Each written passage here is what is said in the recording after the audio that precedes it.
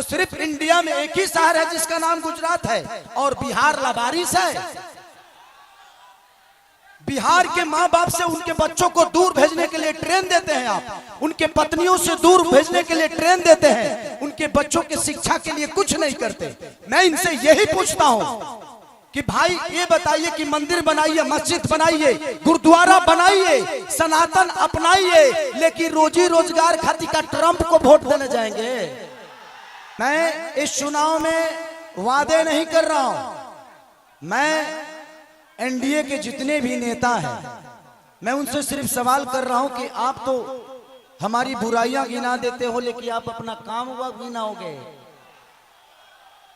तो मेरे तरफ से जितने भी मंच पे बैठे हुए माने अखिलेश भैया, मेरे सुनील चाचा, मेरे पिताजी भी आए हैं, विजय लाल यादव जी मेरे बड़े भाई हैं, और जितने भी हमारे लोकल लीडर जो खेसारी बन के मैदान में अड़े हुए हैं और खेसारी बन के लड़े हुए हैं, उनके लिए एक जोरदार हल्ला करो। तो थैंक यू सो मच। मैं नेता नहीं बल्कि आप सबका बेटा हूं, इसीलिए दिल की बातें कह जाता हूं। आजकल जितने भी एनडीए के लोग हैं, सब लोग खेसारी को टारगेट कर बैठे हैं। यहां तक ले कि हमारे पितातुल माननीय मोदी जी भी छपरा में खेसारी को हराने के लिए आ गए। जो लड़के बड़ा हुआ है उसको कोई हरा सकता है? इस छपरा ने मुझे, इस धरती ने एक ऐसे बेटे को पैदा किया है जिस बेटे के लिए अपनी जान तक दे सकते हैं। छपरा जिस दिन विजय होगा ना, सिर्फ बिहार ही नहीं बल्कि हिंदुस्तान जानेगा कि ये खेसरिया को छपरा वालों ने कितना प्यार दिया है। और आज हम सबके गार्जियन स्वरूप अखिलेश भैया ने मेरे से कई बार बोले कि चुनाव लड़ते काहे नहीं हो, आ जाओ। मैं बोला कि भैया मैं राजनीति में नहीं आना चाहता। कोई बात नहीं, आप करो, जहां हो खुश रहो। लेकिन मुझे क्या पता था कि हमको यह करना पड़ेगा। बट कोई नहीं, शायद भगवान को कुछ अलग ही मंजूर है। शायद चाहता था कि खेसारी के आने के बाद ही सरकार बदलेगी।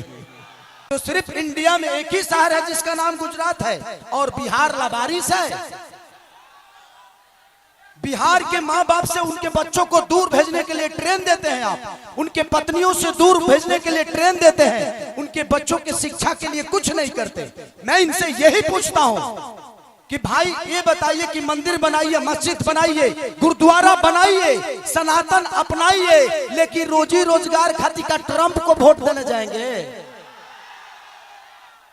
ई के बनाई, हम लोगों के लिए फैक्ट्री कौन बनाएगा? हमारे बच्चों के लिए शिक्षा का व्यवस्था कौन करेगा? अब बैठ जाइए।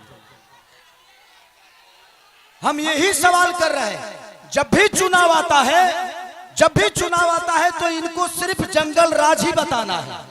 अरे यार, जंगल राज थोड़ी देर के लिए मान लेता हूं कि था, मान लिया, सुन लिया। अरे तो कौन आप सब मंगल राज बना दिए हो इस धरती को? रोज हत्या होता है, लॉ एंड ऑर्डर हमारा बहुत अच्छा है।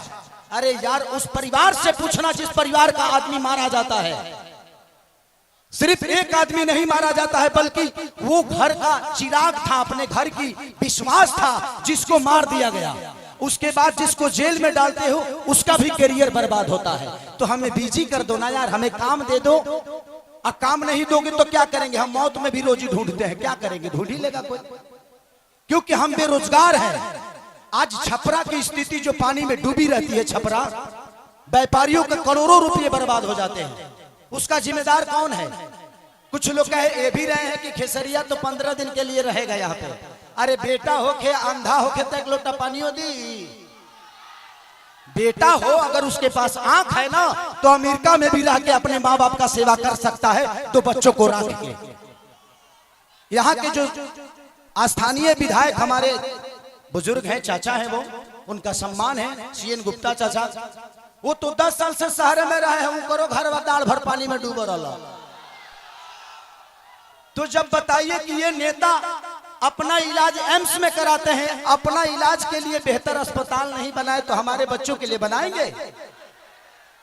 इनके बच्चे अमेरिका में पढ़ते हैं। जब ये अपने बच्चों के लिए बेहतर स्कूल नहीं बनाए तो हमारे बच्चों के लिए बनाएंगे? आज 20 साल से एनडीए की सरकार है, कोई बता दे कि एक भी फैक्ट्री हमारे बिहार में लगी है? लगी है? लागल बा? लागल नहीं खे, लोग यहां से भागल बा। अब जाके बिहार जागल बा। खेसरिया पागल बा जी। नवतर एगो हमार बड़ भाई है मानिए रवि भैया, वाह, वो महादेव है, महादेव है। ये जीते जी तो हमारी जिंदगी को नरक बना देते हैं और मरने के बाद गोरखपुर में स्वर्ग की सीढ़ी लगवा देते हैं। माननीय मुख्यमंत्री योगी जी बैठे हुए हैं और कह क्या रहे हैं, महादेव तुम लोग यहां चलोगे तो स्वर्ग में जाओगे। जीते जी तो कुछ दिए नहीं, अब मरने के बाद कौन आदमी हर हर महादेव करके चलता है जी? तो योगी जी को भी समझ रहा है कि किसके हाथ में हम गोरखपुर सौंप दिया यार। हमें जीते जी स्वर्ग चाहिए। ऐसे लगता है कि रावण का काम अधूरा रवि भैया पूरा करने आए हैं। हमारे बड़े भाई मनोज भैया क्या बोल रहे हैं?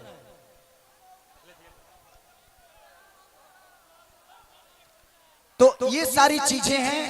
यदमुल्ला कोई बात नहीं, बड़े भाई हैं, छोड़िए उस बात पे हटाइए। तो मैं चाहता हूं कि ये भाषण का टाइम नहीं है, क्योंकि भैया को भी बहुत जगह जाना है और भैया की बहुत बिजी शेड्यूल है और मुझे भी यहाँ से राघोपुर जाना है भैया के क्षेत्र में। तो हम चाहते हैं कि मेरे बड़े भैया अखिलेश भी आए और हमारे भाइयों को आशीर्वाद दे दें।